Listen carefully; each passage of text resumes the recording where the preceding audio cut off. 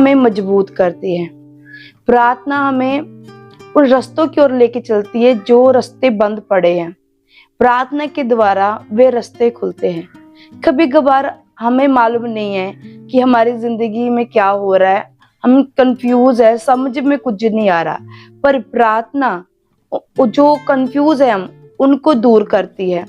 प्रार्थना हमें परमेश्वर के नजदीक लेके जाती है। परमेश्वर के नजदीक जाकर ऐसे गुप्त बंधन जो होते हैं, जो हमें मालूम नहीं है कि वो बंधन है, प्रार्थना गुप्त में उनको तोड़ती है।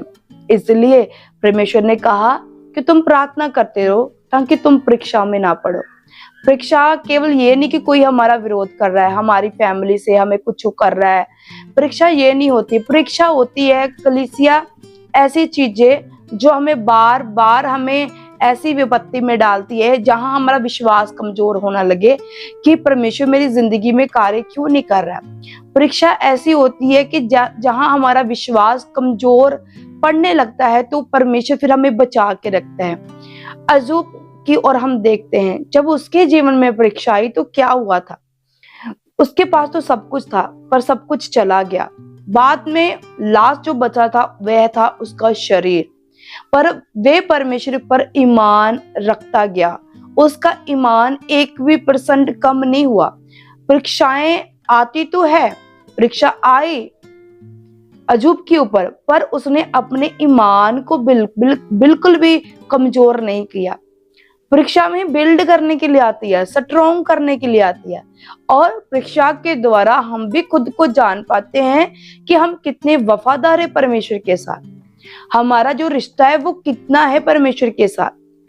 परीक्षा में धीरज करती है, हमें ऐसा बनाती जैसे परमेश्वर है हमारे अंदर से। पंजाबी में कहते जरना सिखाती है, हम चीजों को सहना सीखते हैं। परीक्षाएं हमें सिखाती है, हमें बनाती है।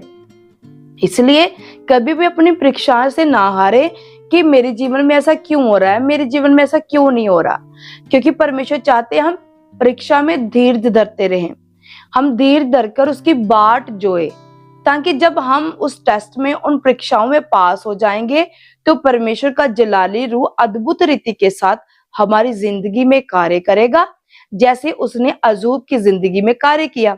अय्यूब की जिंदगी में ऐसी परीक्षा से जो सहने से बाहर थी। अय्यूब की फैमिली चली गई, उसके बच्चे चले गए, बच्चे मारे गए, उसका घर, सब कुछ जो प्रॉपर्टी थी वो सब कुछ चला गया। उस वक्त जो प्रॉपर्टी थी उसकी बैल बकरियां ऊंट जो भी थे वे सब समाप्त हो गया, वे सब चला गया उसकी जिंदगी से। वे अपने हाथों में जैसे उस समय खाली पड़ा हुआ था, कुछ भी नहीं उसके पास रहा। देखो, धन दौलत प्रॉपर्टी चली जाए तो ये वापस आ सकती है, मेहनत इंसान करे तो फिर से उसे प्राप्त कर सकता है। हार्ड वर्क के द्वारा फिर से आप उन चीजों को वापस पा सकते हैं। पर एक मनुष्य जो चला जाता है धरती के ऊपर, वो दोबारा वापस नहीं आता, उसको हम कैसे प्राप्त कर सकते? वो तो चला गया ना। अय्यूब की फैमिली चली गई, उसके बच्चे थे वे चले गए, वे मारे गए, अब वो तो वापस नहीं आ सकते थे ना। सबसे बड़ा दुख यही था कि उसके बच्चे चले गए। दुख ये नहीं था कि उसकी प्रॉपर्टी चली गई है, जमीन जायदाद चली गई है, ये था कि उसके बच्चे चले गए। और वे उस दुख में भी वफादारी निभा रहा है परमेश्वर के साथ। देने वाला वो है, अगर उसने ले भी लिया तो उसी का नाम मुबारक हो। अगर उसने मुझे सब कुछ दिया है, अब ले लिया, तो किस बात की चिंता, किस बात का गम, उसी का नाम मुबारक हो। उसने डांटा, अपनी परीक्षाओं में भी स्थिर रहा। वो बच्चे चले गए हैं जिसको उसने अपने हाथों से पाला होगा, जवान बच्चे थे वे चले गए हैं, पर फिर भी अपने आप को कैसे मजबूत कर रहा है। पर परमेश्वर के नाम को एक बार नहीं ये कह रहा है कि परमेश्वर तूने मेरी जिंदगी में ऐसा क्यों किया, परमेश्वर तूने मुझे छुड़ाया क्यों नहीं। अगर परमेश्वर देने वाला तू है तो लिया ही क्यों। जब किसी की जिंदगी में कोई मिसहैपनिंग हो जाती है, जहाँ अपना कोई चला जाता है, जहाँ जो बिजनेस बना बनाया होता है वो ठप हो जाता, तो लोग बातें करने लगते, प्रभु तूने फिर दिया ही क्यों था, मुझे रहने देता गरीबी में, मुझे रहने देता क्लेशों में, प्रभु तूने मुझे दिया ही क्यों। ये लोगों की आज की कलीसिया की वर्डिंग है। पर अगर कलीसिया परमेश्वर के वचन को जानने वाली, तो वो समझ जाएगी कि परमेश्वर ने अजूब की जिंदगी में भी परीक्षा ली और वे परीक्षा अजूब को परमेश्वर से अलग ना कर पाई। अजूब परमेश्वर में बना रहा। उसके दोस्त आए, वो भी कहने लगे तूने तो कोई पाप किया होगा, जरूर तूने कोई पाप किया, तूने यहोवा का दिल दुखाया है, इसलिए तो सारी विपत्ति तेरे ऊपर आई है। क्योंकि कहा जाता था कि विपत्तियां तब आती जब इंसान कोई पाप करता है, गुनाह। या परमेश्वर धर्मी इंसानों की भी परीक्षा लेता है। परमेश्वर अपने चुने हुओं की परीक्षा लेता है। वो चुने हुओं की परीक्षा लेगा, जो चुने हुए नहीं है उनकी परीक्षा वो नहीं लेगा। चुने हुओं को ही कभी कभार परमेश्वर दुख में डालते हैं। हर एक इंसान की अपनी पर्सनल लाइफ में बहुत कुछ अगर चल रहा है, तो मैं आज आपसे कहना चाहती हूँ, अपनी परीक्षाओं को कबूल करे, एक्सेप्ट करे अपनी परीक्षाओं को। इंसान अपनी परीक्षाओं को एक्सेप्ट नहीं करना चाहता, कबूल नहीं करना चाहता कि नहीं मेरे साथ ऐसा नहीं हो सकता, मैं धर्मी हूं, मैं प्रार्थना करने वाला, मैं मेरे द्वारा लोग चंगे होते हैं, तो मेरे साथ तो ऐसा हो ही नहीं सकता। धर्मी के साथ ही ऐसा होता है, धर्मी के ऊपर ही परीक्षाएं आती हैं, ताकि धर्मी उन परीक्षाओं से बाहर आए और प्रभु से और भी बरकत हो, भी आशीष पाए। धर्मी अपने आप को ये साबित करके दिखाए कि वे परमेश्वर पर भरोसा रखता है, वे परमेश्वर पर ईमान रखता है।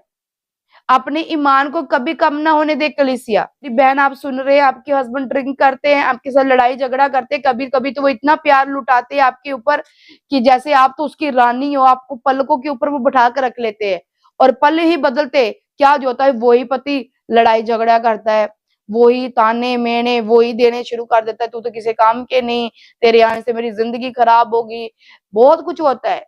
कई मैंने ऐसे देखे भाई जो ड्रिंक नहीं करते, एक तो ड्रिंक करता है तो वो बोलता है, कई ऐसे देखे वो ड्रिंक भी नहीं करते पर फिर भी ऐसा उनका जीवन है, ऐसा वो जीवन शैली उन्होंने बनाई हुई है, पल भर में इतना प्यार लुटा देते हैं जैसे उनके जैसा कोई पति है ही नहीं, और पल भर में वो ऐसे है जैसा उसके जैसा कोई डेंजरस बंदा धरती के ऊपर नहीं है।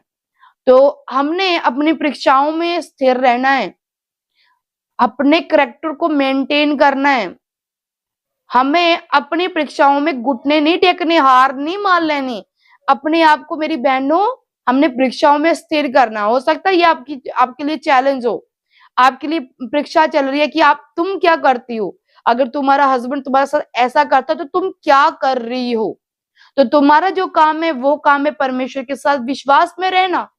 तुम्हारा जो काम है परमेश्वर के सामने हमेशा उपस्थित रहना, प्रार्थना करते रहना, ये तुम्हारा काम है। ये परीक्षा एक दिन चली जाएगी, परीक्षा सदा नहीं रहती है। बच्चे स्कूल में पढ़ते हैं, उनकी लास्ट परीक्षाएं होती है कि नहीं, रिजल्ट आता कि नहीं, वह परीक्षाएं लंबी नहीं रहती है। इसी तरह आत्मिक जीवन में परीक्षाएं लंबी नहीं रहती। अपनी वफादारी को परमेश्वर के सामने पेश करते हैं। हम दुखों में भी अड़े रहते हैं, खड़े रहते हैं, हौसला नहीं हारते, हम प्रार्थना करते हैं। अपने पति के साथ हम झगड़ा टीवी के साथ विवाद नहीं करते हैं, बल्कि हम ये जानते हैं कि चलो मेरी ये परीक्षा का टाइम चल रहा है, मुझे निखरना है, मुझे बाहर आना है और मुझे बदलना है सब कुछ। तो परमेश्वर आपकी जिंदगी में कार्य करेंगे, परमेश्वर का पवित्र रूह आपकी मदद करेगा, आपकी सहायता करेगा। परीक्षा में अटल रहें, खड़े रहें। वचन में लिखा है, प्रभु यीशु मसीह ने भी परीक्षा पढ़ने से पहले अपने चेलों को ये बात बोल दी कि तुम परीक्षाओं में ना पढ़ो, तुम मेरे साथ प्रार्थना करो कि तुम परीक्षाओं में ना पढ़ो। उन्होंने प्रार्थना नहीं की तो वे परीक्षा में पड़ गए। पर मैं आपसे कहना चाहती हूँ, आप प्रार्थना करते रहें, परीक्षा आपका कुछ भी बाल बांका नहीं कर पाएगी।